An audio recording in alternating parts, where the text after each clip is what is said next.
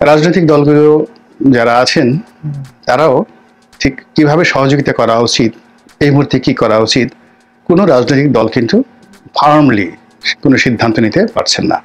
অর্থাৎ ডক্টর মোহাম্মদ ইউনূসকে কি সময় দেওয়া উচিত, নাকি নেতৃত্ব নিজেদের হাতে নিয়ে ইমিডিয়েট একটা ইলেকশনের মাধ্যমে ক্ষমতা গ্রহণ করে দেশ পরিচালনা করা উচিত, এই বিষয়গুলো নিয়ে রাজনৈতিক দলগুলোর মধ্যেও যথেষ্ট মতভেদ রয়েছে। ফলে কি হচ্ছে, সরকার এবং সরকারের বাইরে যারা স্টেক হোল্ডার আছেন তারা সবাই প্রতিনিয়ত সিদ্ধান্ত পরিবর্তন করছেন, সরকারও করছেন, রাজনৈতিক দলগুলো করে চলেছেন, এমনকি প্রজাতন্ত্রের কর্মকর্তা কর্মচারী থেকে শুরু করে সবাই কোনো একটা সিদ্ধান্ত স্থিরভাবে নিতে পারছেন না, কোনো একটি সিদ্ধান্তের মধ্যে ধারাবাহিকতা থাকছে না। ফলে it's creating a huge problem, সব জায়গাতে প্রবলেম হচ্ছে। আর সেই প্রবলেমের মধ্যে যে যার মতো করে কাজ করার চেষ্টা করছেন, যে যার মতো করে বলার চেষ্টা করছেন। আর এই সুযোগে যারা ধড়িবাজ, ধান্দাবাজ, তারা ঠিক অতীতের মতোই এই অর্থনীতি থেকে, রাজনীতি থেকে, সমাজ ব্যবস্থা থেকে লুটপাট করার জন্য তারা নেমে পড়েছেন। খুবই দুর্ভাগ্যজনক যে বাংলাদেশের এহেন খারাপ অবস্থার মধ্যেও শেয়ার মার্কেট থেকে প্রায় 13,000 কোটি টাকার যে লুটপাট, এটির খবর প্রকাশিত হয়েছে। কতগুলো নাম সর্বস্ব কোম্পানি, যেগুলোর শুধু নাম আছে কিন্তু কোম্পানিও নেই, অ্যাক্টিভিটিস নেই, সেইগুলোকে শেয়ার মার্কেটে কারসাজি করে একটা গ্রুপ, একটা সিন্ডিকেট বিশাল অঙ্কের টাকা হাতিয়ে নিয়ে গেছে এই অমানবিক একটা সময়ের মধ্যে। এবং এটা সব জায়গাতেই হয়, যখন যুদ্ধ হয় কোনো একটা দেশে, দুর্ভিক্ষ হয়, এবং দুর্ভিক্ষ এবং যুদ্ধের মধ্যেই কিন্তু লুটপাট হয় সবচেয়ে বেশি, অমানবিক। এবং বাংলাদেশে এখন যে দুর্বল অর্থনীতি, দুর্বল শাসন ব্যবস্থা, সবকিছুর মধ্যেই কিন্তু এই লুটেরা শ্রেণী তারা তাদের সর্বশক্তি নিয়োগ করে আরো কত লুটপাট করা যায় সেই চেষ্টা করছেন। এবং অবাক করার ব্যাপার হলো যে আগে যারা অভিজ্ঞ লুটপাট করেছেন এবং সেই সিন্ডিকেট যারা জেলে আছেন বা দেশের বাইরে আছেন, তাদের সঙ্গে নতুন যারা লুটপাটকারী, তাদের ইতিমধ্যেই যোগাযোগ স্থাপিত হয়ে গিয়েছে। তো এই বিষয়গুলো মোকাবেলা করা ডক্টর মোহাম্মদ ইউনূসের পক্ষে এত সহজ নয়, এমনকি মিলিটারি গভর্নমেন্টের পক্ষেও কিন্তু সম্ভব নয়। বিকজ এই জিনিসগুলো বুঝতে হবে যে কিভাবে এই কুকর্মগুলো হয়। দ্বিতীয়ত, ১/১১ সরকারের পতনের মূলে ১ নম্বর নিয়ামক ছিল যে তারা অর্থনীতিটা বুঝতে পারেনি।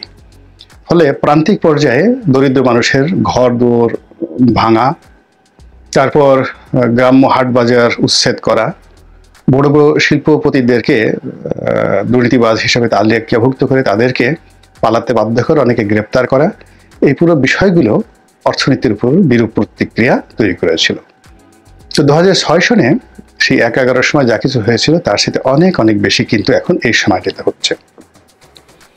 এস আলম বলেন, তারপর বসুন্ধরা গ্রুপ বলেন, বেক্সিমকো গ্রুপ বলেন, যারা লাখ লাখ মানুষের কর্মসংস্থান করছে এবং দেশের ইকোনমির, অর্থাৎ আপনি যদি সামিট গ্রুপ বলেন, বসুন্ধরা, অর্থাৎ সরকারের যারা অলিগার হিসেবে আপনারা যাদেরকে গালাগাল দেন, তারাই তো দেশের অর্থনীতির অলমোস্ট 70% ব্যাংকিং অ্যান্ড ইকোনমি, এই দুটো তারা নিয়ন্ত্রণ করত।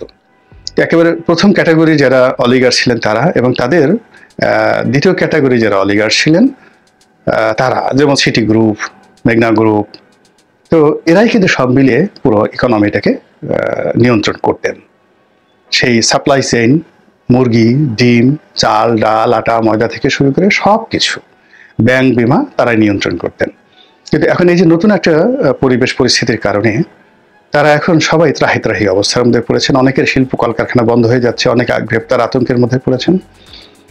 এবং এর প্রতিক্রিয়াতে অর্থনীতিতে বিরাট একটা ক্ষত তৈরি হয়েছে, যা কিনা নতুন যারা সমন্বয়ক আছেন, অভিজ্ঞতার কারণে হোক বা অন্য যে কোনো কারণে হোক, এই বিষয়গুলো তাদের বুঝতেই অন্তত পক্ষে 3 থেকে 5 বছর বা 7 বছর সময় লাগবে। এর আগ পর্যন্ত তারা এটা ধারণাই করতে পারবে না হোয়াট হ্যাপেন্ড বা হোয়াট ইজ হ্যাপেনিং, ইতিমধ্যে কি ঘটনাগুলো ঘটেছে আর কি ঘটনা ঘটে চলছে এবং আগামীতে কি ঘটনা ঘটবে।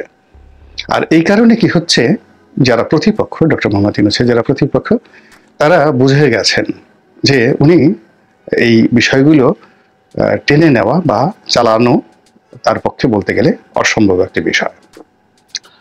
ফলে তার সময়কাল নিয়ে প্রতিপক্ষ দুঃসাহস দেখানোর সুযোগ পাচ্ছে, সমালোচনা করার সুযোগ পাচ্ছে। এবং সাবেক প্রধানমন্ত্রী শেখ হাসিনা তিনি তার একটি টেলিফোন ডায়ালগে ডক্টর মোহাম্মদ ইউনূসের সরকারের যে সময়কাল এই ব্যাপারে বেশ খোলামেলা বক্তব্য দিয়ে তিনি বলেছেন যে বড় জোর 1 মাস টিকতে পারে।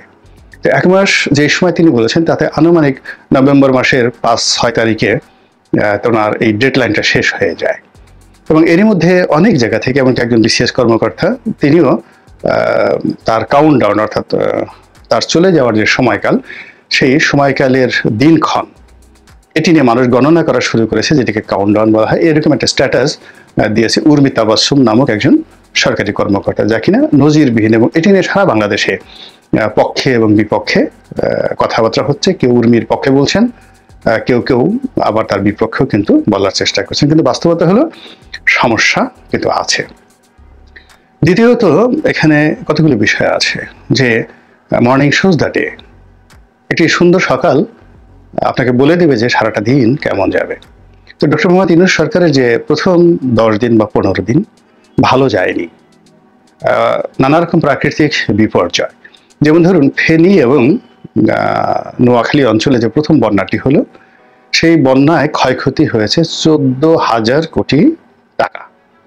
এখন এটা তো এই দায়টা তো ডক্টর মোহাম্মদ ইউনূসের উপর পড়েছে, এবং এই 14,000 কোটি টাকা ধনীদের টাকা নয়, ব্যাংকের টাকা নয়, এটি প্রান্তিক জনগোষ্ঠীর টাকা। কারো গরু মারা গিয়েছে, কারো ছাগল মারা গিয়েছে, কারো ফার্ম নষ্ট হয়ে গেছে, কারো পুকুরে মাছ চলে গিয়েছে, কারো বাড়িঘর বিলীন হয়ে গিয়েছে, কারো বাড়িঘর পড়ে গেছে। এইরকম হিসাব করে তারা আনুমানিক একটা দাঁড়া করিয়েছে যে মাত্র 2 থেকে 3টা জেলাতে 14,000 কোটি টাকা লস হয়েছে। এটা হলো প্রথম বন্যা। বন্যার পরে এরপরে পরপর আরো 3টি প্রাকৃতিক দুর্যোগ দীর্ঘমেয়াদে বাংলাদেশকে আক্রমণ করেছে। অর্থাৎ ফেনী এবং নোয়াখালী ওই কুমিল্লা এই অঞ্চলে যে বন্যা হলো তার চেয়ে ভয়াবহ প্রাকৃতিক দুর্যোগে বরিশাল, পটুয়াখালী, সাতক্ষীরা এই দক্ষিণ অঞ্চল এবং কক্সবাজার এই অঞ্চল কিন্তু প্রায় 4-5 দিন এই বন্যার মুখোমুখি ছিল। এখন উত্তরবঙ্গের কুড়িগ্রাম ওই এলাকাতে তিস্তার নদীতে কিন্তু বন্যা শুরু হয়েছে। এরকম 3টি যে প্রাকৃতিক দুর্যোগ, এটাতে যদি আপনি ধরুন 3, 14, 42 তারও বেশি, আমার কাছে মনে হচ্ছে যে অলমোস্ট 60,000 থেকে 70,000 কোটি টাকা এই প্রাকৃতিক দুর্যোগে আমাদের যে জাতির ক্ষয়ক্ষতি এটি হয়েছে, যার দায় দায়িত্ব কিন্তু ডক্টর মোহাম্মদ ইউনূসকে বহন করতে হবে। তো এই জিনিসগুলো প্রকৃতির পক্ষ থেকে ব্যাড সিগন্যাল, রেড সিগন্যাল। যখন কেউ ক্ষমতায় আসে প্রথম দিকে প্রকৃতি খুব ভালো আচরণ করে, আবার কেউ যদি দীর্ঘমেয়াদে ভালো করতে না পারে প্রকৃতি প্রথমে তাকে সিগন্যাল দিয়ে দেয় যে your signal is not good. অতীতে যখনই দেশের মানে একটা কথা আছে না, রাজার দেশে রাজ্য নষ্ট, প্রজা কষ্ট পায়। তো যখন একটি সরকারের প্রতি আল্লাহর রহমত থাকে, বরকত থাকে, তো সেখানে প্রকৃতি সহায়ক হয়, সেখানে ফসল হানি হয় না, অতিবৃষ্টি হয় না, বন্যা হয় না, ঝড় হয় না। তো সেখানে মানুষের জীবনে একটা উচ্ছলতা থাকে। কিন্তু এই সরকার আসার সঙ্গে সঙ্গে প্রথম 15 দিনে বা 1 মাসে যে প্রাকৃতিক দুর্যোগগুলো হলো এবং এখনো পর্যন্ত যেভাবে চলছে, মানুষের মনে সুখ শান্তি কিন্তু নেই। এটা ডক্টর মোহাম্মদ ইউনূসেরও দোষ নয়, কারো দোষ নয়, কিন্তু প্রকৃতির কারণে এটি হচ্ছে এবং এটি একটা ব্যাড সিগন্যাল। এই গেল একটা। 2 নম্বর হলো আইন শৃঙ্খলার যে অবনতি, এটা ডক্টর মোহাম্মদ ইউনূসও স্বীকার করেছেন এবং তিনি এটাকে একেবারে প্রায়োরিটি দিয়ে, শুধু প্রায়োরিটি নয়, টপ প্রায়োরিটি দিয়ে তিনি চেষ্টা করছেন যে এই জিনিসগুলো তিনি করবেন, আইন শৃঙ্খলা উন্নতি করবেন। কিন্তু সেটা তিনি পারছেন না, তিনি সেটা পারবেন না, আর এটা পারা সম্ভবও নয়। এর কারণ হলো সমাজে যে ক্ষত তৈরি হয়েছে, গত 15 বছরে যে বঞ্চনা, লাঞ্ছনা, তারপরে নানা রকম যে ঘটনা, এর ফলে কি হচ্ছে, এই পুরো অর্থ ব্যবস্থা, সামাজিক ব্যবস্থা, তারপরে আমাদের যে সামাজিক স্ট্রেংথ, সবকিছুর মধ্যে একটা ভেবাচাকার মতো একটা অবস্থা তৈরি হয়ে গিয়েছে। এই জায়গাগুলো রিপেয়ার করার জন্য যে পলিটিক্যাল কনসিয়াস দরকার, যে নেতৃত্ব দরকার, এবং তৃণমূল পর্যায়ে একেবারে ইউনিয়ন থেকে শুরু করে কেন্দ্র পর্যন্ত যে রাজনৈতিক নেতৃত্ব দরকার, এটা ডক্টর ইউনূসের পক্ষে সম্ভব নয়। এই কারণে কি হচ্ছে, এই আইন শৃঙ্খলা যে উন্নতি, এই উন্নতির পরিবর্তে অবনতিটা বেশি হচ্ছে। এখন উনি যদি দীর্ঘমেয়াদে থাকার চেষ্টা করেন, সেইভাবে প্ল্যান করেন, পরিকল্পনা করেন এবং জনগণকে খোলামেলা বলেন যে আমি 5 বছর থাকবো, এবং সেই অনুযায়ী ওনার যদি সাহায্যকারী শক্তিগুলো উনি এভাবে পেয়ে যান, পলিটিক্যাল অ্যালাই পেয়ে যান যারা তাকে সহযোগিতা করবে, যেভাবে এরশাদ সাহেবকে করেছেন, যেভাবে জিয়াউর রহমান সাহেবকে করেছেন, এই পলিটিক্যাল সাহায্য এবং সহযোগিতা ছাড়া, অ্যাটাচমেন্ট ছাড়া ওনার আসলে এই আইন শৃঙ্খলার যে অবনতি এই জায়গা থেকে বের হওয়া সম্ভব নয়। তো